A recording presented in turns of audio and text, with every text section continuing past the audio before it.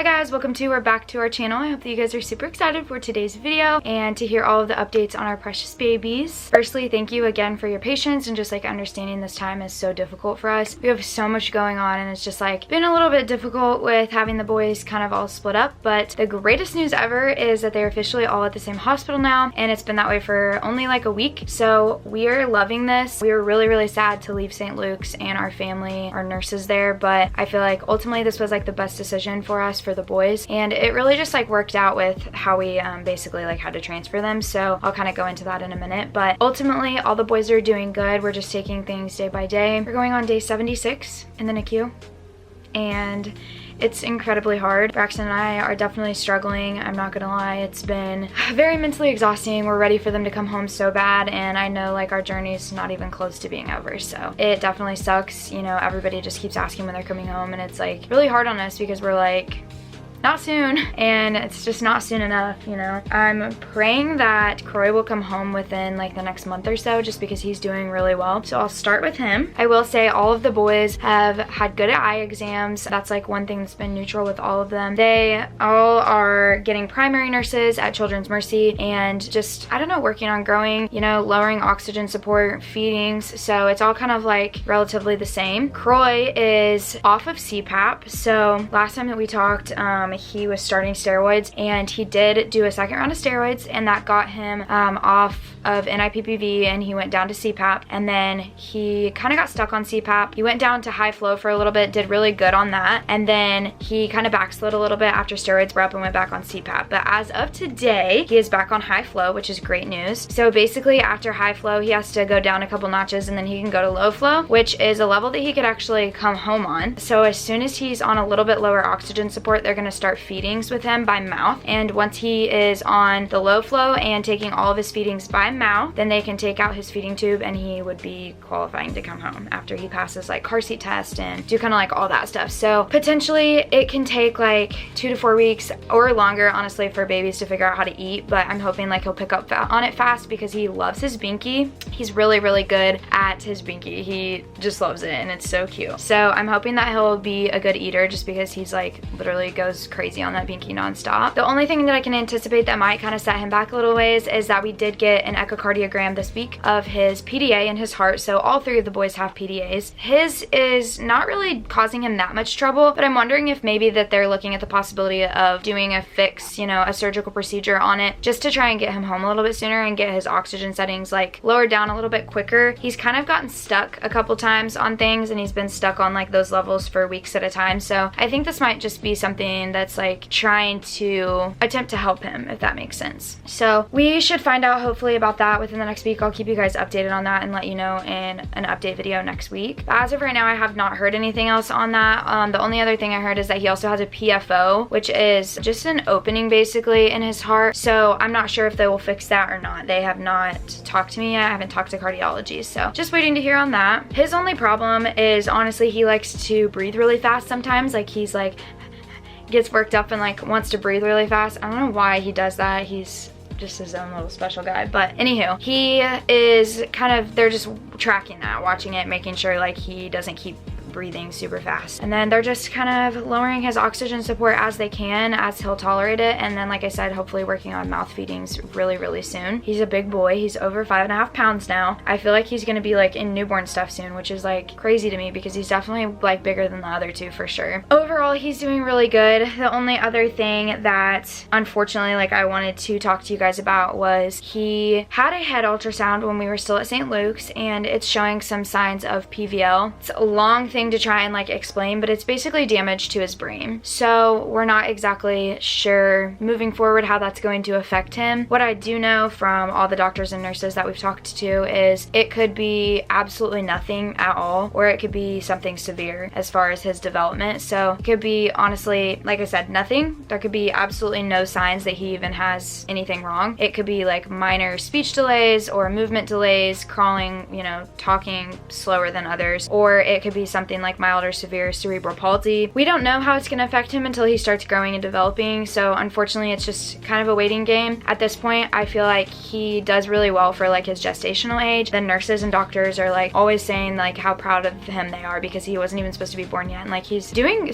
good. I mean, he's doing good stuff, so we'll just have to see. We'll have, obviously, when we're discharged from the NICU, all 3 boys will have occupational therapists and physical therapists that they're going to be following up with all of the time, and I'm sure that with him he'll see like a neurologist to just kind of like track his development and see like where he lacks and stuff. The thing about babies' brains is they're like changing all the time and they're growing, and they can heal a lot easier than like adults' brains. Like our brains don't bounce back as easy from stuff like that, but with babies it's like he has the potential to like outgrow this damage and like heal his brain. So we'll just see. It definitely sucks. It was probably one of the most difficult like diagnoses we've got from the beginning of this, just because it breaks my heart to think about him having any long-term effects or issues. But at the end of the day, like, we are so blessed that they're all here with us, and we'll overcome what we need to do. Honestly, like, this NICU experience has been really humbling for me just because we've gone through a lot, and not to say that other people like don't struggle, but having 3 babies in the NICU is a lot. But then also like all of the obstacles that we've had to overcome is like more than honestly like I've seen any like of my triplet parents in my group even have to like deal with. By the time we're done with all of these boys, they're probably gonna have like over 15 surgeries combined. Like, it's just insane like how much stuff we still have to fix. They have had like diagnoses that are literally like the odds are like 1 in 5,000, 10,000. Like, it's insane.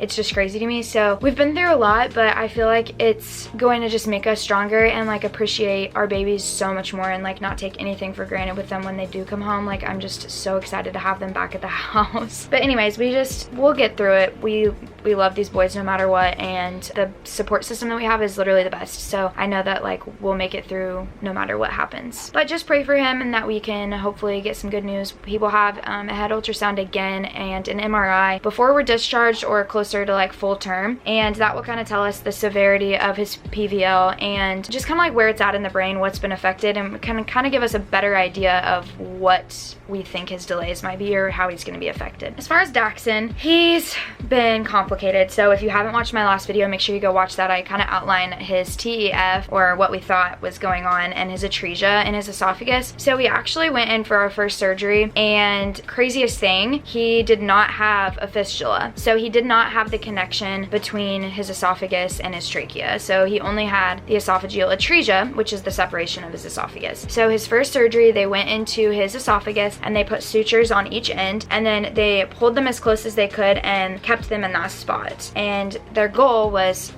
twice a week basically to go in and pull those pieces closer and closer together until they can reconnect his esophagus. So he went in for that first surgery. They, pulled it close together. He came out of that surgery and recovered so well. Like, he did great. His x-rays looked good. Everything looked great with him, and his oxygen needs were good on his ventilator. So we assumed that he was ready for his second surgery again. So we went in like 4 days later and tried to do another surgery, and he did not tolerate it well at all. I actually found out that during surgery they have to deflate one of his lungs to get into like where his surgery was. So his lungs are not recovering well this time. He had to go up on the oscillator, which is the ventilator that Ezra was stuck on forever. It's basically like the highest level of support that you can be on, and we had to have like a really difficult conversation about like what we're gonna do moving forward with him. So he was supposed to have surgery again 3 days after that second surgery, and the neonatologist was like, absolutely not. Talked to surgery team. Surgery was still kind of pushing for him to go to surgery, and she was like, no, like, he cannot go to surgery. He got up to the point where he was pretty much maxed out on support for that ventilator setting, and we had to sit down and have a conversation about if he needed more support and was struggling, that we could potentially end up having to put him on ECMO, which is a heart-lung bypass machine. Basically, they would go in with cannulas in his artery and veins in his neck, and they would basically be doing all of the work for him on machines. I mean, you know what bypass machines are, I'm sure. So that was really scary. I'm thankful that since then he's came down so much on his support. They're hoping they can get him off the oscillator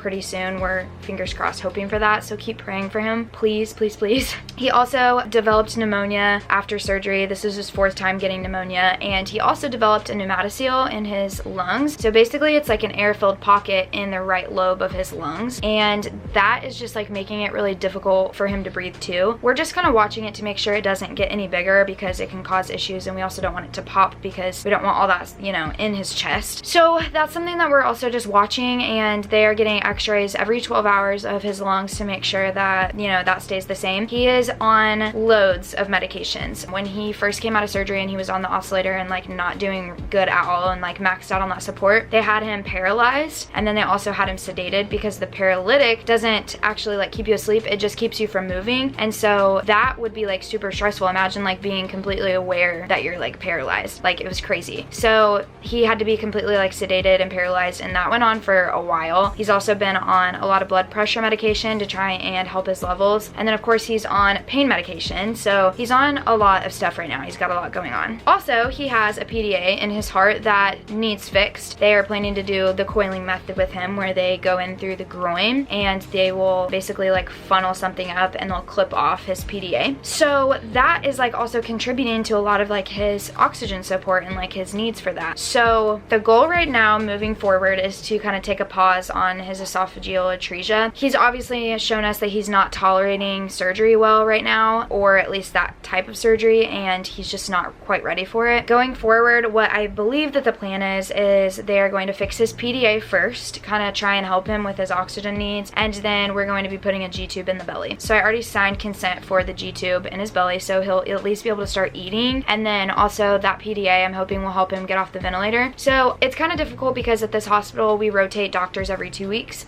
So sometimes it's like one doctor will come in and they'll have like a different idea of what they want to do with him. So that is a little bit frustrating. It's hard because you just don't know like what the next doctor coming in, what their plan's going to be. But so far what I've heard is that he's going to have his PDA ligated, we're going to put the G-tube in, and then we're going to try and get him extubated and get him off the ventilator and let him kind of start growing and healing, let his lungs develop, and then that way it can kind of just set him up for a better place whenever he goes in to get that repair later, because he's just not big enough and strong enough right now to do that. So that's kind of where we're at with him. He's being treated with antibiotics and everything for his pneumonia, and just like in case of any infection that would have happened during surgery, and then we're just kind of like playing it by ear and like letting him recover as best we can, because he's definitely struggling a lot right now. He is literally the sweetest boy. He's like just so sweet, and I just hate seeing him like this. He's so swollen and puffy, and it's just really hard. It's tough, and like we just hate it for him, but I know like God has a plan for him. So Ezra started steroids. I think in the last video he was about to start steroids. So he started steroids. He did really good. He actually got off the ventilator for a week and was on NIPPV, and then he got pneumonia, yeah, for the 3rd time, and he backslid and had to be re-intubated. But since then he got transferred to Children's Mercy, so he is actually getting his PDA fixed today, as in like you guys are watching this video and we probably have already went through surgery. So he is getting that fixed today, and basically they told us expect him to kind of backslide a little bit and get really sick for like 72 hours or so, and then hopefully this will really help him and his oxygen needs, and we can get him off the ventilator, you know, start getting him feeding by mouth. And so I'm just really praying like this helps him, and I think in the long run this is going to be just great for him. He's on a different ventilator at Children's Mercy than he was on at St. Luke's,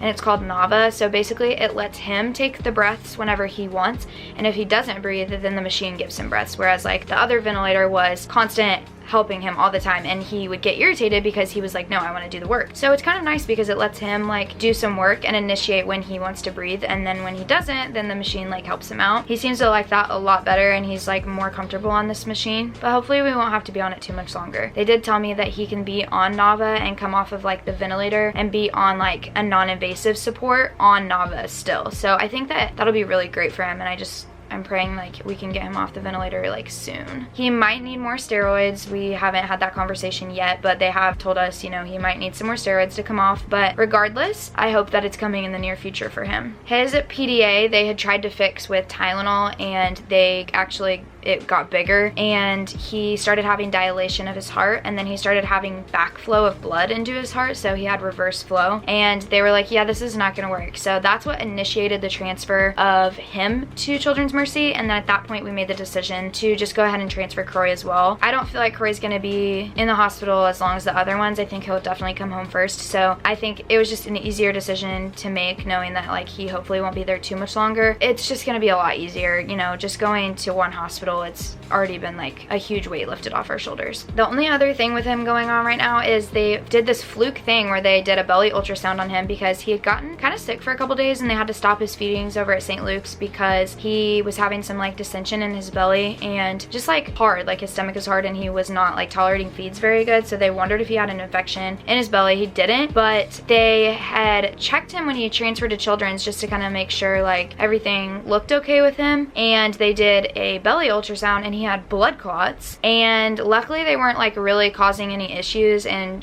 they said they probably would have been fixed on their own, but they went ahead and put him on medication just to kind of like take care of those blood clots and like thin them out. So we're just kind of like treating him with that right now, and then the antibiotics still for his pneumonia. Other than that, he's honestly doing pretty good. He's came a long way. He was the one I was the most concerned about this whole time basically, and he's like really proven himself and like been feisty, and he's a fighter. He is like the craziest boy. Like he's so funny. His personality is hilarious. Like he poops on the nurses all the time and like farts all the time, and he's just like, he dings off. He's always trying to move and like get himself free. He's just crazy. And then like Kroy is like the middleman, where he's just kind of like hanging out, like not much to do, just like I'm chilling. And then Daxton is like the sweetest boy. Like you can just tell he's so sweet. He loves to cuddle and like be held. Overall, we're doing good. It's just, it's a long process. It's really tough. I'm so ready to like bring one or all of them home. Like just feels like we're missing out on so much of them like being little, even though I know like they weren't even supposed to be here till August 3rd. So it's like my mom has really helped like kind of put that into perspective, although it like really sucks they came early and they've had like all these issues. We wanted to keep them in as long as we could. We have got like extra time with them, and so it has been amazing just watching them grow and just like seeing their little personalities already starting to shine through. Overall, like Brox and I are doing the best that we can, and we're just trying to hang in there. I'm trying to be better about social media because that's literally my only income now, and just like, I don't know, do my like wife house duties, I guess, like clean and get stuff ready for the nursery. We're like not even close to prepared. I'm trying to like do laundry for them and stuff. We were able to take their preemie clothes to the hospital, and then they just send me home the dirty ones, so the laundry has begun. Overall, we're doing the best we can.